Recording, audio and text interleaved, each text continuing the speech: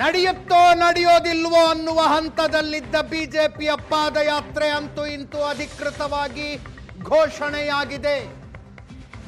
ನಾಗೇಂದ್ರರನ್ನ ಸಚಿವ ಸಂಪುಟಕ್ಕೆ ತೆಗೆದುಕೊಂಡಿರುವುದನ್ನು ವಿರೋಧಿಸಿ ಅವರ ರಾಜೀನಾಮೆಗೆ ಆಗ್ರಹಿಸಿ ಬಿಜೆಪಿಯ ಪಾದಯಾತ್ರೆ ರಾಯಚೂರಿನಿಂದ ಬಳ್ಳಾರಿಯ ತನಕ 10 ದಿನ ನಡೆಯುತ್ತೆ. ರಾಜ್ಯಾಧ್ಯಕ್ಷ ವಿಜಯೇಂದ್ರ ಅವರ ನೇತೃತ್ವದಲ್ಲಿ ಸುದ್ದಿಗೋಷ್ಠಿಯಲ್ಲಿ ಇದನ್ನು ಅನೌನ್ಸ್ ಮಾಡಿದ್ರು.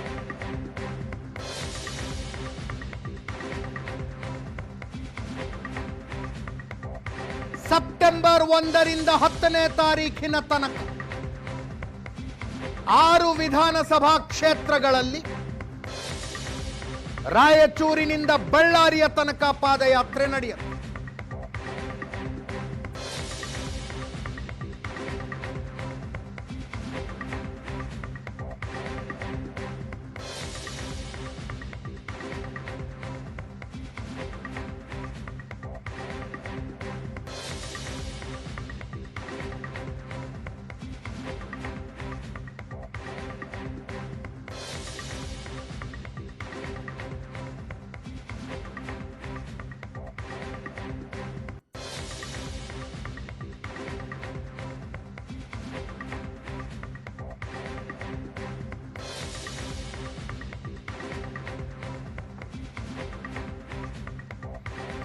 ವಾಲ್ಮೀಕಿ ಅಭಿವೃದ್ಧಿ ನಿಗಮದ ಹಗರಣ ಮುಂದಿಟ್ಟು ನಾಗೇಂದ್ರ ವಜಾಕ್ಕೆ ಬಿಜೆಪಿ ಪಟ್ಟು.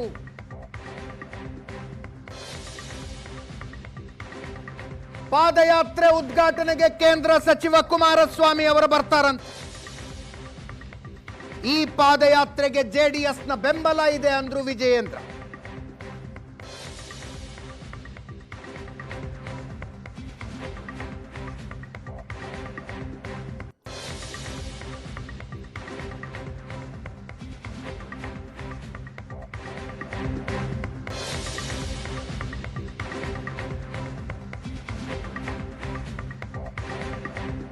ಇವತ್ತಿನ ಸುದ್ದಿಗೋಷ್ಠಿ ಒಗ್ಗಟ್ಟಿನ ಪ್ರದರ್ಶನವೂ ಆಗಿತ್ತು. ಸುದ್ದಿಗೋಷ್ಠಿಗಿಂತ ಮುಂಚೆ ಬಿಜೆಪಿ ಕಚೇರಿಯಲ್ಲಿ ನಾಯಕರುಗಳು ಪತ್ರಿಕಾಗೋಷ್ಠಿ ನಡೆಸುವುದಕ್ಕಿಂತ ಮೊದಲು ಸಭೆ ಮಾಡಿದರು. ವಿಜಯೇಂದ್ರ, ಆರ್ ಅಶೋಕ್, ಛಲವಾದಿ ನಾರಾಯಣಸ್ವಾಮಿ, ಗೋವಿಂದ ಕಾರಜೋಳ, ಅಶ್ವತ್ಥ ನಾರಾಯಣ, ಶ್ರೀರಾಮುಲು, ಜನಾರ್ದನ ರೆಡ್ಡಿ, ರಾಜುಗೌಡ, ದೊಡ್ಡನಗೌಡ ಪಾಟೀಲ್, ಶೈಲೇಂದ್ರ ಬೆಲ್ದಾಳೆ, ಮಾನಪ್ಪ ವಜ್ಜಲ್, ಶಿವರಾಜ್ ಪಾಟೀಲ್, ಸಿಟಿ ರವಿ ಮುಂತಾದವರೆಲ್ಲ ಇದ್ರು.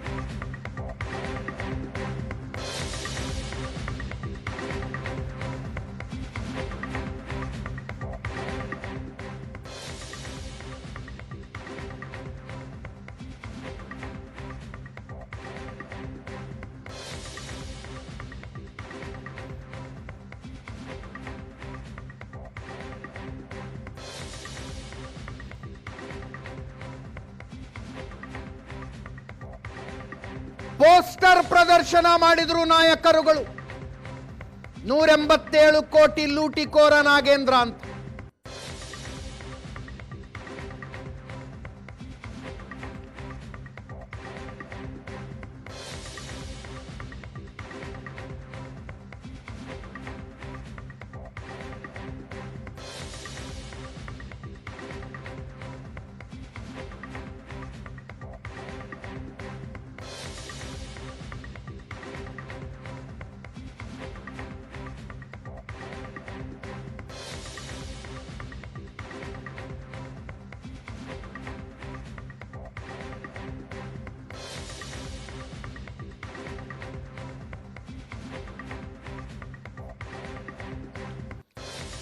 ದೆಹಲಿ ಹೈಕಮಾಂಡ್ ನಾಯಕರುಗಳಿಂದ ಒಪ್ಪಿಗೆ ಪಡೆದೇ ನಡೆಸ್ತಾ ಇರುವ ಪಾದಯಾತ್ರೆ ಇದು.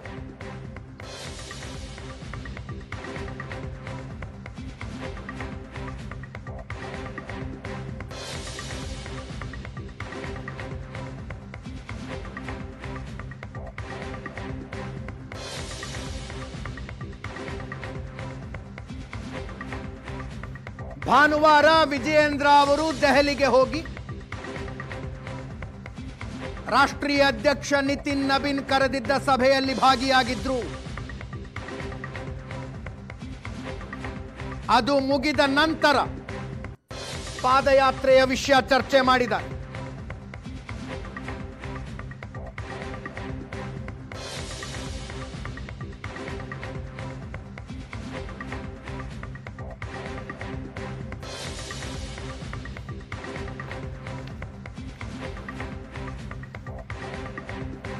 ಅಮಿತ್ ಶಾ ಅವರನ್ನ ಸಹ ಭೇಟಿಯಾಗಿದ.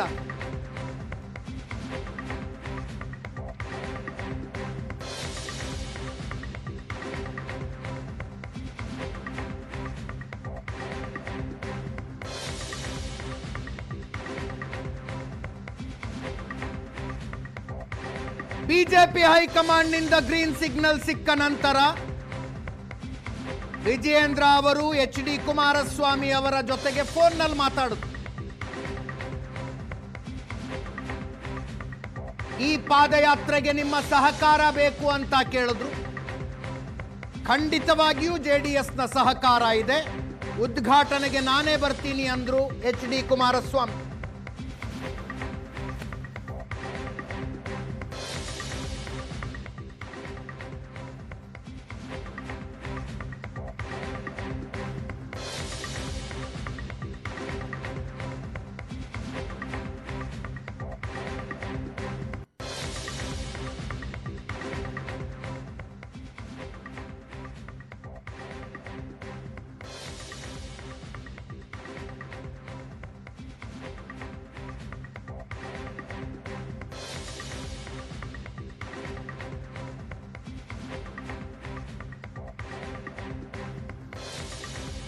ಅಧಿವೇಶನ ಆರಂಭಕ್ಕಿಂತಲೂ ಮೊದಲೇ ಸರ್ಕಾರಕ್ಕೆ ಎಚ್ಚರಿಕೆ ಕೊಟ್ಟಿದ್ವಿ.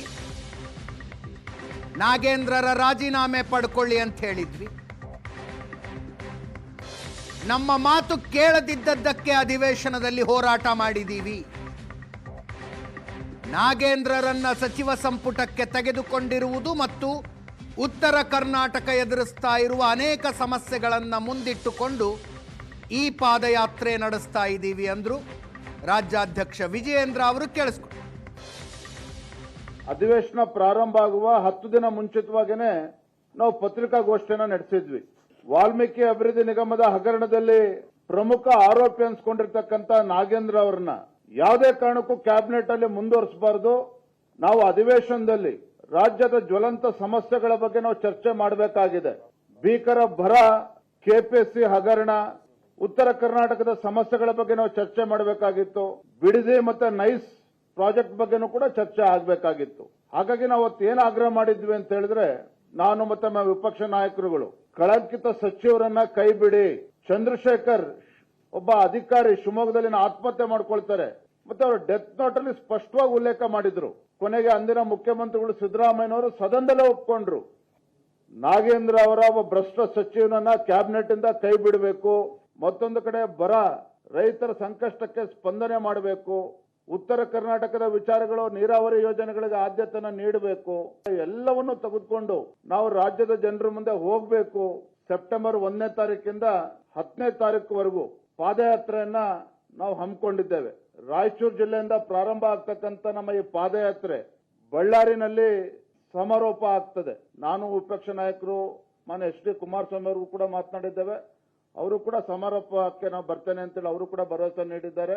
ಈ ಜನ ವಿರೋಧಿ, ಬಡವರ ವಿರೋಧಿ, ರೈತ ವಿರೋಧಿ ಇವರ ಬಣ್ಣವನ್ನ ಬಯಲಿಗೆ ಎಳಿಬೇಕು. ರಾಜ್ಯದ ಜನರಲ್ಲಿ ಜಾಗೃತಿಯನ್ನು ಮೂಡಿಸಬೇಕು. ಪಾದಯಾತ್ರೆಗೆ ಜೆಡಿಎಸ್ ಸಂಪೂರ್ಣ ಬೆಂಬಲವನ್ನು ನೀಡ್ತಾ ಇದೆ. ಉದ್ಘಾಟನೆಗೂ ಕೂಡ ಬರ್ತಾರೆ, ಸಮಾರೋಪಕ್ಕೂ ಕೂಡ ಬರ್ತಾರೆ.